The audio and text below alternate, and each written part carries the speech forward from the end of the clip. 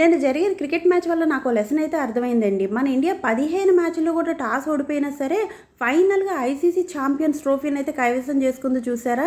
అది గెలుపంటే. అలాగే మనం కూడా ప్రతిసారి ఓడిపోయినా సరే ఎక్కడ బాధపడక్కర్లేదు.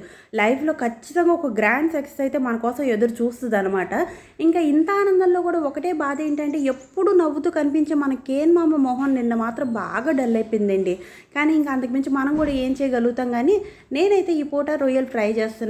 అయితే ప్రతిసారి కూరను కలుపులేసుకొని వండుకోవాల్సిన అవసరం ఏముందని చెప్పేసి, కాకపోతే రొయ్యల ఫ్రైకి అన్నాం కదా, నూనెలో దేవేసుకొని డీప్ ఫ్రై చేసాం అనుకోండి, అది కాస్త మనకి బాడీ ఆర్చుకుపోయి దాహం వేసేస్తుంది. ఇప్పుడు వచ్చింది కూడా వేసవికాలం కాబట్టి.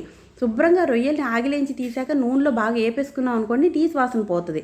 తర్వాత దాంట్లోనే అల్లం వెల్లుల్లి పేస్టు, ఉప్పు, కారం, ధనియాల పొడి, కొంచెం గరం మసాలా, కొంచెం పచ్చి కొబ్బరి తురుము, ఒక గ్లాసు వాటర్ వేసి బాగా ఉడికిపోయి ఆయిల్ పైకి తేలాక కొంచెం కొత్తిమీర చల్లి తీస్తే నిజంగా సూపర్ ఉంటుందండి. అన్నంలో కలుపుకోవడానికి కూడా బోలెడు గ్రేవీ. మీకు నచ్చితే లైక్ చేయండి.